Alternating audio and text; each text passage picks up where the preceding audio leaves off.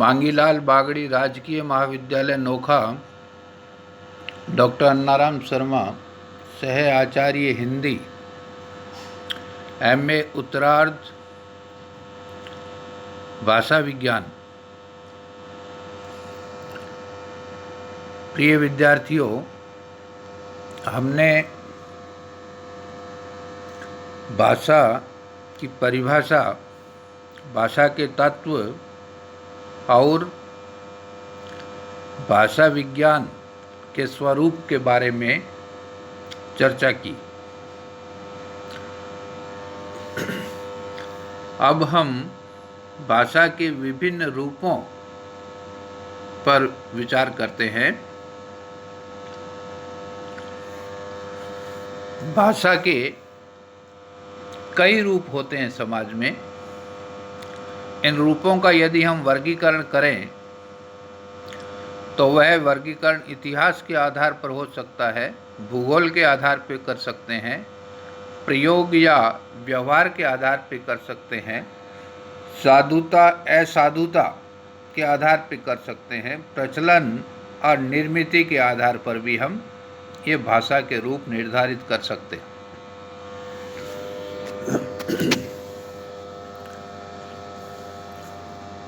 अब हम इतिहास के आधार पर यदि लेते हैं तो भाषा प्राचीन और मध्यकालीन या कहें कि आधुनिक रूप में बांटी जाती है। भूगोल के आधार पर विविध प्रांतों की भाषाओं को उन प्रांतों के नाम से जाना जा सकता है, और यदि भाषा के क्षेत्रीय विस्तार को देखें तो वह बोली, उपबोली, व्यक्ति बोली, भाषा आदि रूपों में हमारे सामने आती है। प्रयोग की दृष्टि से, ये कहें कि व्यवहार की दृष्टि से, भाषा जातीय भाषा, व्यावसायिक भाषा, राजभाषा, राष्ट्रीय भाषा, साहित्यिक भाषा आदि रूपों में हमारे सामने देखने को मिलती है। साधुता असाधुता के स्थान पर शुद्ध भाषा, अशुद्ध भाषा, परिनिष्ठित भाषा या टकसाली भाषा के रूप में भाषा को देखा जाता है, और प्रचलन के आधार पर जीवित और मृत भाषा, दो भाषा रूप हमारे सामने आते हैं। तो भाषा के इस वर्गीकरण के अनुसार हम विविध प्रकार की भाषाओं की विवेचना आज कर रहे हैं। इनमें पहली भाषा है मूल भाषा। मूल भाषा का अर्थ है वह भाषा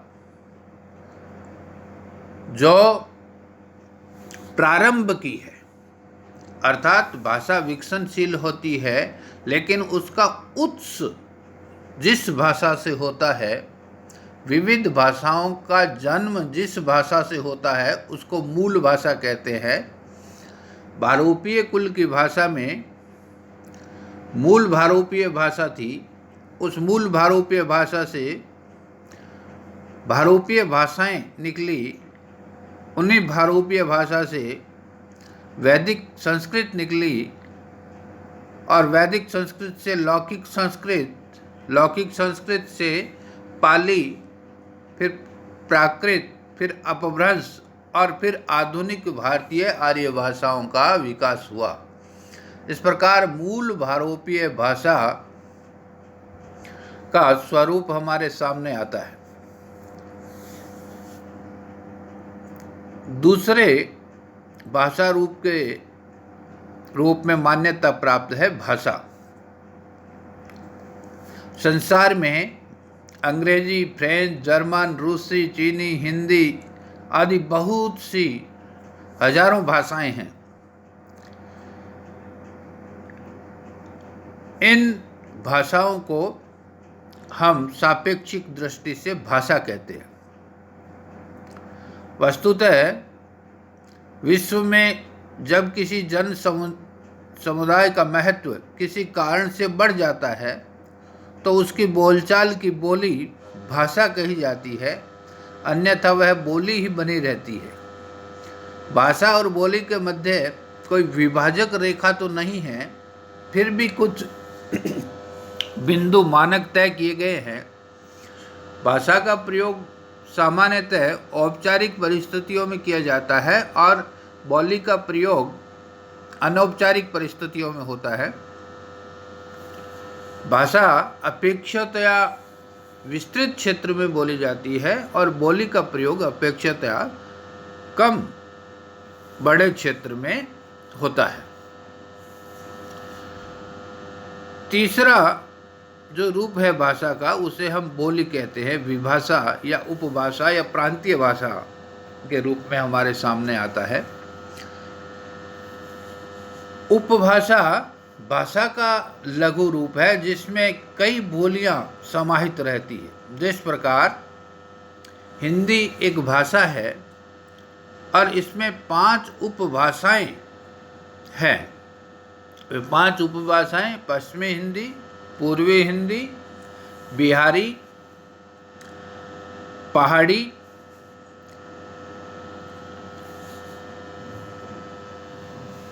आदि है।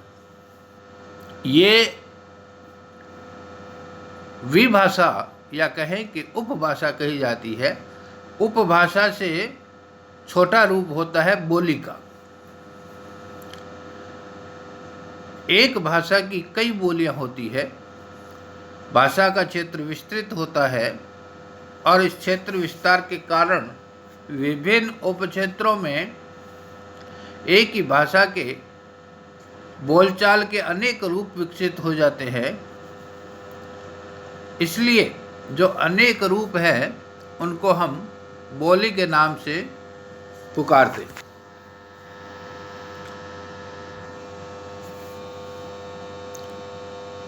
ये बोली के रूप परस्पर भिन्न हैं, पर एक ही भाषा के अधीन रहने के कारण उसी भाषा के शब्द संसार को व्यापकता प्रदान करते हैं। भाषा और बोली में कुछ चीज़ें ध्यान देने वाली है। परस्पर संबंधित बोलियां किसी एक ही भाषा का अंग होती है, अर्थात भाषा अंगी है और बोलियां उसके अंग।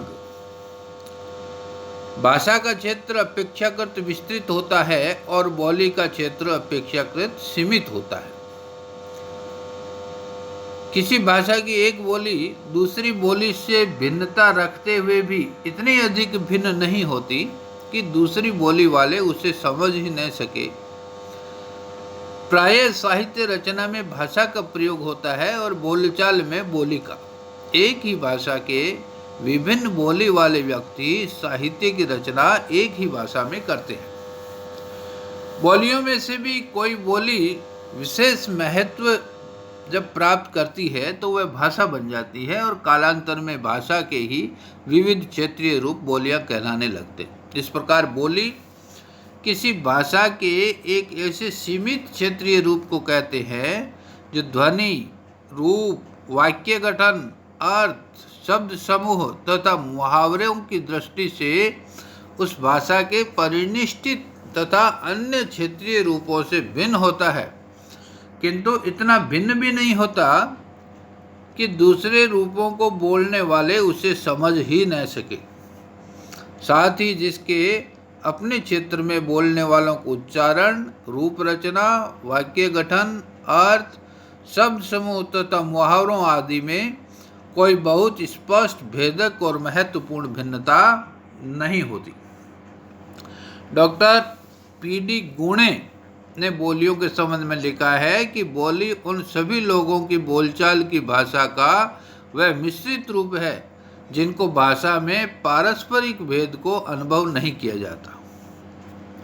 बहुत से कारण होते हैं जिससे महत्व पाकर कोई बोली भाषा बन जाती है।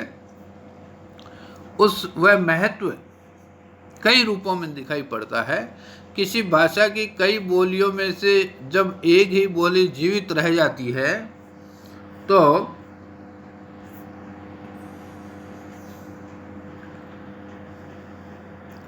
दूसरी बोलियां अस्तित्व में नहीं रहती, तो उस बोली को ही भाषा का पद प्राप्त हो जाता है। दूसरे, जब अनेक बोलियों में से कोई एक बोली इतने भिन्न स्वरूप वाली हो जाती है कि पृथक ही दिखाई पड़े, तो शेष बोलियों को बोलने वाले उसे नहीं समझ पाते हैं, तो वह भाषा का रूप ले लेती है। किसी बोली में श्रेष्ठ साहित्य की रचना यदि बहुत अधिक हो तो उसे भाषा का दर्जा दे दिया जाता है। कोई बोली यदि धार्मिक श्रेष्ठता प्राप्त कर लेती है तो उसमें विशेष प्रकार का साहित्य रचा जाने लगता है। जैसे अवधी भाषा में राम साहित्य और ब्रज भाषा में कृष्ण साहित्य की रचना हुई, जिनसे इन बोलियों का भरपूर विकास हुआ और वे भाषा बन गई। राजनीतिक कारणों से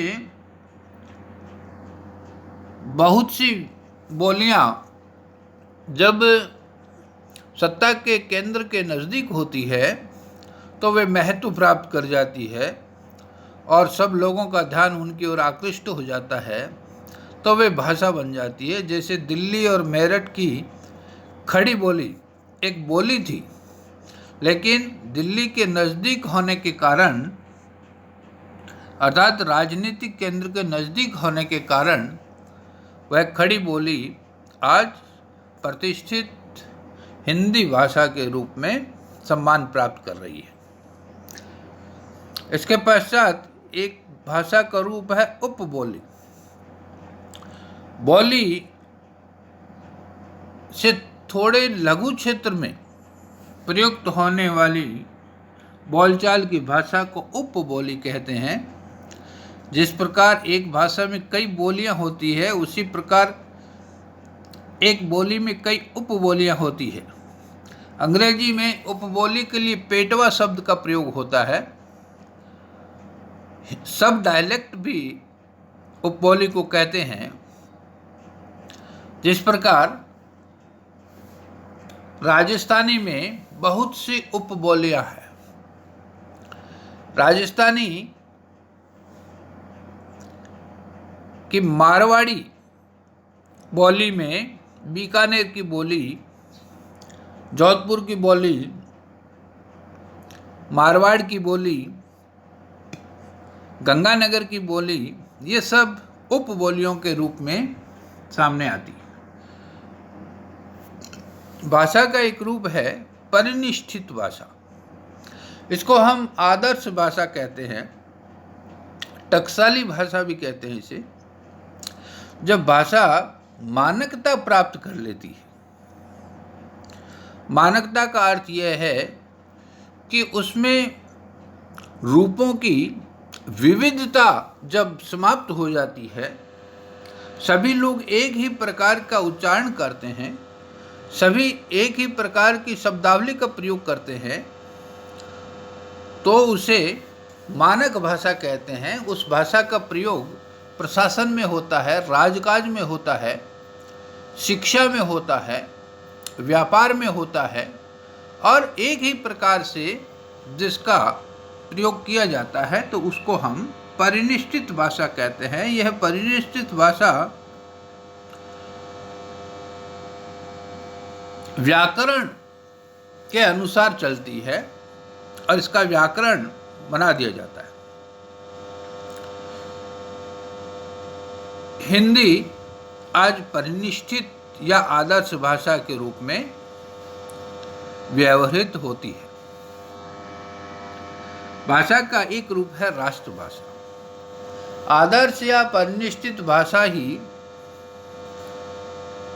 जब संपूर्ण राष्ट्र की बोलियों और भाषाओं से शब्द ग्रहण करे और पूरे राष्ट्र में जिसका प्रयोग होता हो सार्वजनिक कार्यों के लिए, उसे हम राष्ट्रभाषा का दर्जा देते हैं। राष्ट्रभाषा राष्ट्रीय पर्वों, उत्सवों और राष्ट्रीय महत्व के अवसरों पर प्रयुक्त की जाती है। राष्ट्रीय ध्वज के समानांतर हम इसका सम्मान करते हैं। वह राष्ट्र की एकता और अखंडता की बोधक होती है और प्रत्येक राष्ट्रवासी को उस भाषा पर गर्व होता है। वह भाषा ऐसी होती है जिसमें उस देश के सांस्कृतिक मूल्यों, उस देश के स्वाधीनता संघर्ष, उस देश के बृहत्तर साहित्य की रचना जिसमें की जाती है, वह राष्ट्रभाषा कहलाती है। भाषा का एक रूप है राजभाषा।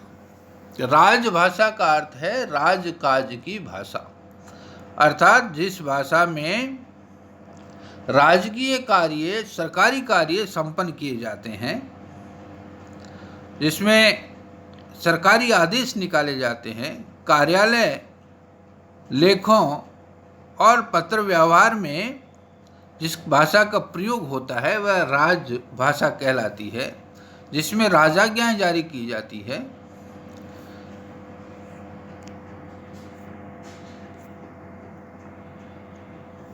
हिंदी भारत की राजभाषा है और संविधान के अनुच्छेद 343 में इसे राजभाषा का दर्जा दिया गया है।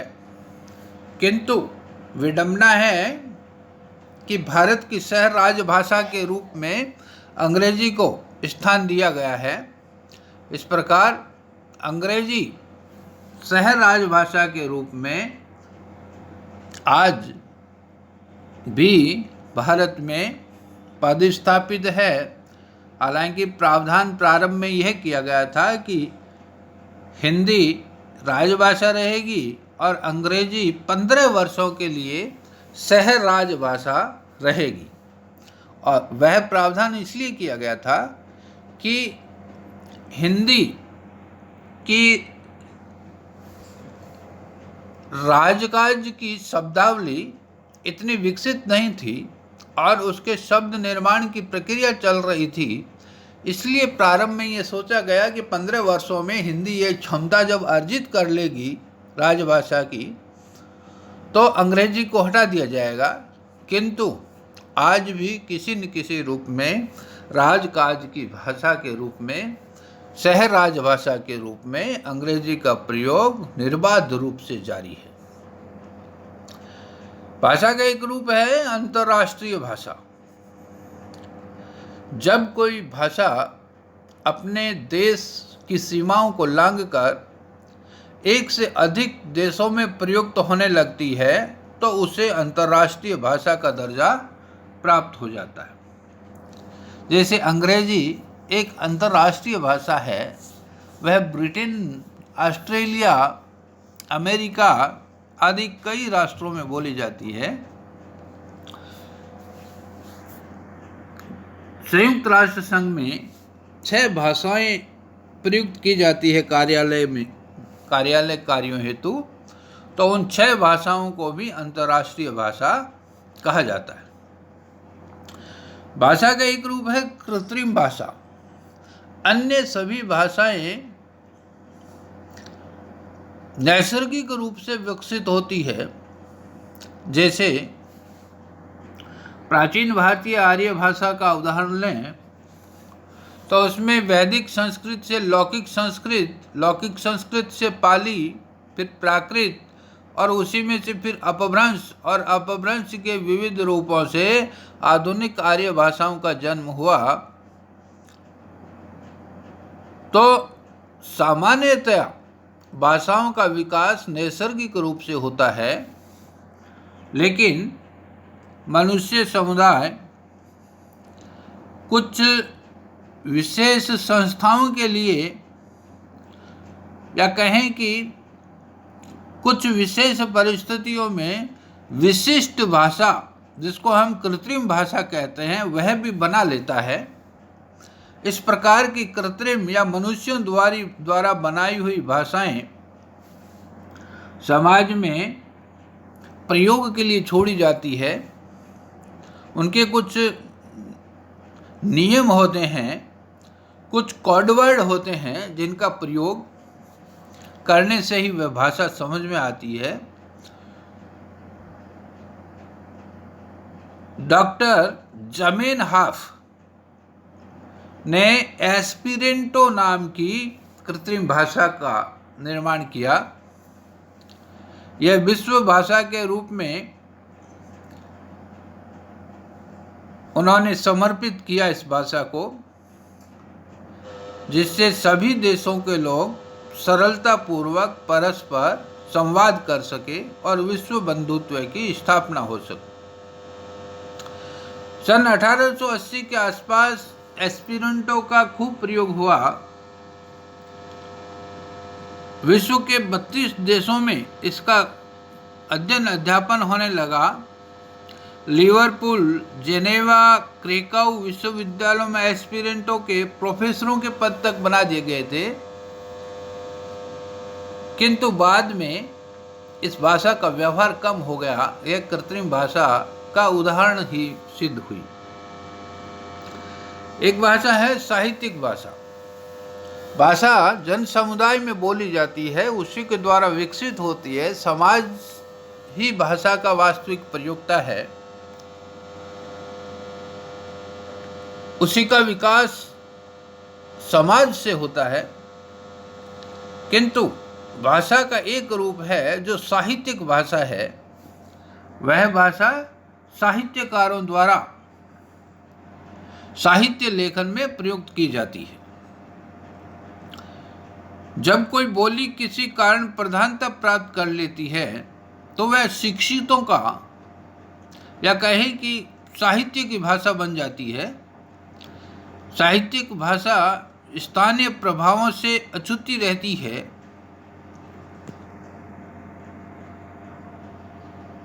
साहित्य के कारण साहित्यिक भाषा बहुत समय तक अपने स्थिरता और अस्तित्व को बनाए रखती है और ये व्याकरण द्वारा अनुशासित होती है। संस्कृत और आधुनिक हिंदी भाषाएं साहित्यिक भाषाएं भी हैं। उसमें अलंकार, छंद, रीति, नीति कुछ भिन्नता या कहें कि कुछ विशिष्टता लिए होते हैं, जिसका अर्थ साहित्यकार ही या साहित्य रसिक ही समझ पाते हैं। तो इस प्रकार से जहाँ जन भाषा होती है वहाँ एक साहित्यिक भाषा भी होती है। प्रयोक्ताओं का एक वर्ग इसका प्रयोग करता है। इनके अतिरिक्त भी कुछ भाषा रूप है। व्यापारियों की भाषा, विशिष्ट वर्गों की या जातियों की भाषा, खेल की भाषा, शेयर बाजार की भाषा, समाज में प्रयुक्ति की दृष्टि से कुछ अलग रूप लिए होती है, जो भाषा के रूपों के रूप में मान्यता प्राप्त कर लेती है, जिनकी कुछ विशेषताएं भी होती है। इस प्रकार भाषा के ये विविध रूप समाज में पाए जाते हैं और उनका विवेचन भाषा विज्ञान में होता है।